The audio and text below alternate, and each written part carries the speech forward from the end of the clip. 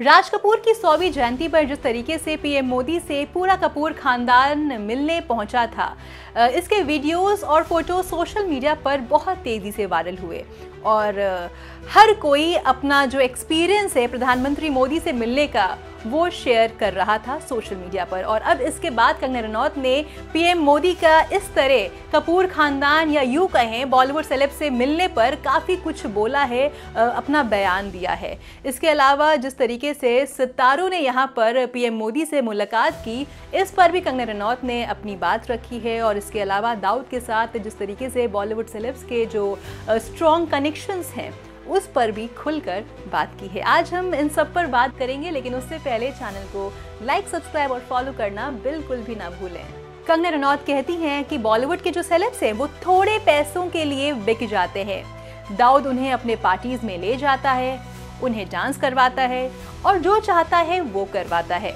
इतना ही नहीं, कंगना रनौत कहती हैं प्रधानमंत्री मोदी से मिलने के लिए हिम्मत चाहिए और हम जब भी पीएम मोदी से मिलते हैं तो वहाँ पर इस तरह की बातें नहीं होती हैं। वहाँ पर बहुत सोच समझ कर बोलना होता है, क्योंकि हम जो भी बोलते हैं उसका एक इम्पैक्ट पड़ता है सामने वाले इंसान पर, और इसलिए वहाँ पर सूझबूझ के साथ बोलना होता है। लेकिन ये भला बॉलीवुड के सेलेब्स को कौन समझाए, और ना ही वो इस तरह का कभी कुछ कर सकते हैं, क्योंकि वो इतना सोच ही नहीं सकते हैं। वो चंद पैसों के लिए बिक जाते हैं और यही उनका रवैया हमेशा से रहा है और आगे भी रहेगा। उन्हें बस नाच गाना और ड्रग्सबाजी करना ही पसंद है। और इन सब के अलावा कंगना रनौत ने सिनेमा के बारे में भी काफी कुछ बोला है और सिनेमा के लिए अपनी राय रखी है। और उन्होंने बोला है कि हमारी देश की सिनेमा को गाइडलाइंस की सख्त जरूरत है। नहीं, मैंने आपको जैसे कहा कि ये लोग एक्चुअली में वनरेबल हैं। ये लोग एक्चुअली दिल के बुरे नहीं हैं, अगर आपको मैं फिल्म इंडस्ट्री वाला, लेकिन इनको इतना ज़्यादा बुद्धि है नहीं, तो इनको जो जैसा बहकाता है वैसे इनको लगता है अब यहाँ पे हमें पैसा बनेगा तो हम ऐसा करते हैं, लाइक दैट। उनकी थिंकिंग वहीं तक सीमित है।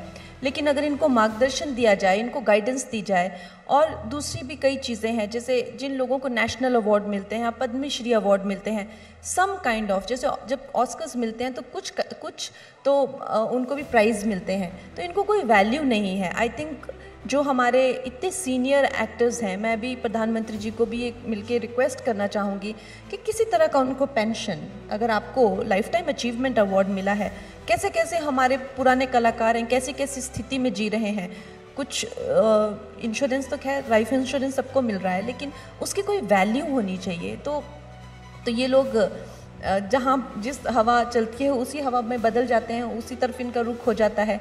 But we need a strong ideology. अब देखिए, आज America is great, but who made America great? It's just such a young civilization. लेकिन जो हॉलीवुड है, आप उनका जो है कंट्रीब्यूशन नहीं भूल सकते। चाहे वो वियतनाम वॉर पे उन्होंने जो फिल्में बनाई, वो एक तरह से ऐसी नहीं बनाई कि हाँ हमें इनको अच्छा बुरा दिखाना खुद को, नहीं।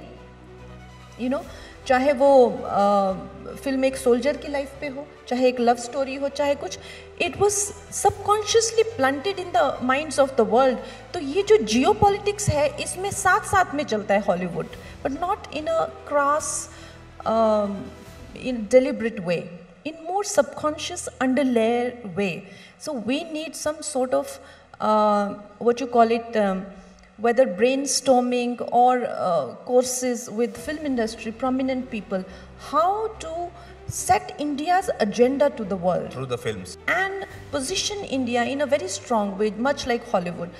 अब आप देखिए, कोई भी सुपर हीरो फिल्म उठा लीजिए, कोई भी super hero film, who's at stake? मैंने जितनी भी देखी हुई है आज तक, America's president. बिल्कुल, The world is ending because America's president's life is under threat. World is ending. So उनकी हर फिल्म यही दिखाती है, the world means America and the God means American president.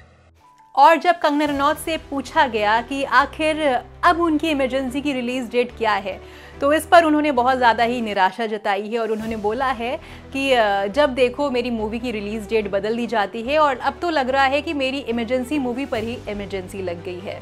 तो कुल मिलाकर कहना गलत नहीं होगा कि कंगना रनौत बोलती भले तीखा है, लेकिन बोलती एकदम सही चीज़ है। और इसीलिए जो सही चीज़ होती है, जो सही बात होती है, वो लोगों को चुभती ज़रूर है।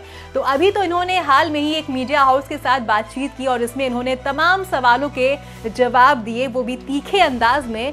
और अभी तो धीरे धीरे इन सवालों के वजह से कंगना रनौत एक बार फिर से कई लोगों के निशानों पर आने वाली हैं।